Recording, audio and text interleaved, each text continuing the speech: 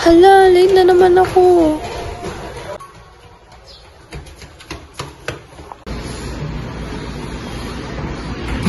The importance of education.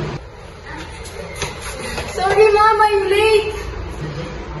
Oh, Miss Christine, late ka na naman. Hindi ko po kasi namalayan yung oras habang nagbebenta kami ni Papa. Kailangan ko nang tapusin to. Tulungan ko ba si Papa magbenta?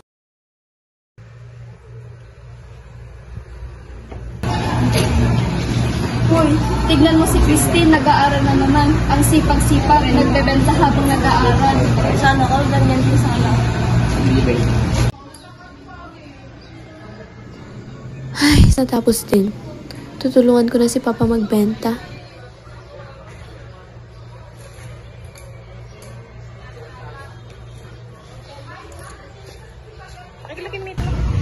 Ba, tulungan na kita. Opo pa, tapos na po.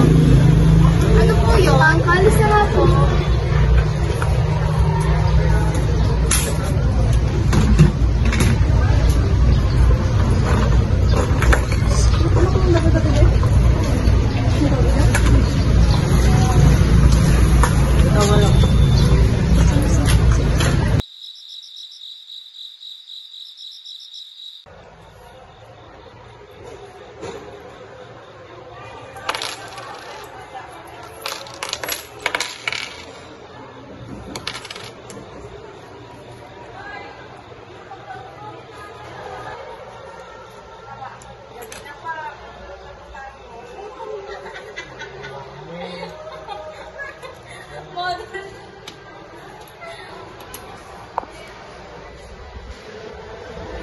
Pa-okay lang kayo?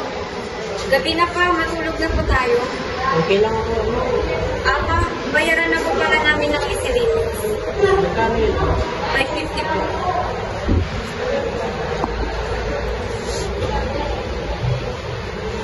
Ano ito, anak? Thank you po. Ikaw, anak, may pera ka pa ba? Ay, oo ka, may pera po pala ako. Ay, pa, may naisip ko. Paano kung nagtrabaho po muna ako para makapagtapos ko na si Princess, saka na lang po ako mag-aaral? Ate, sayang naman. 4th year ka na. Oo nga, anak. Kakayanin natin ito. Malakas pang tatay ninyo.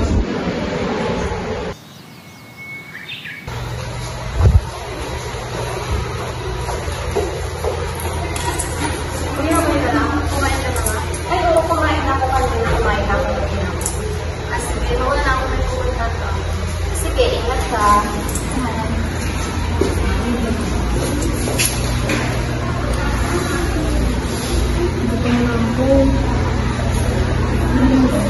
So, good morning, class. For your next activity, you will create a short story about your life and dreams.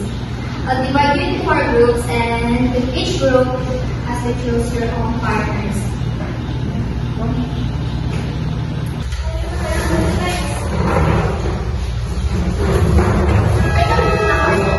Wala pa, dito na lang.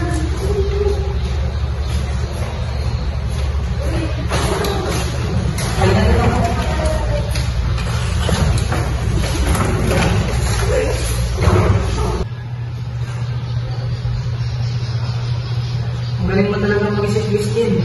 Parang alam mo na agad yung team. Ano ka ba? Ganyan talaga pag marami ng karasan sa buhay. Morning class, tapos na lang yung ang group project ninyo. The group of Christine got the highest score. Your story was very inspiring and fun. Ikaw na talaga, Christine. Ang galing mo talaga. Pero bakit parang hindi mo nahihirapan? Nahihirapan din kaya ako. Akala mo ba madali lang yun? Dapat lang talaga maging masipag ka.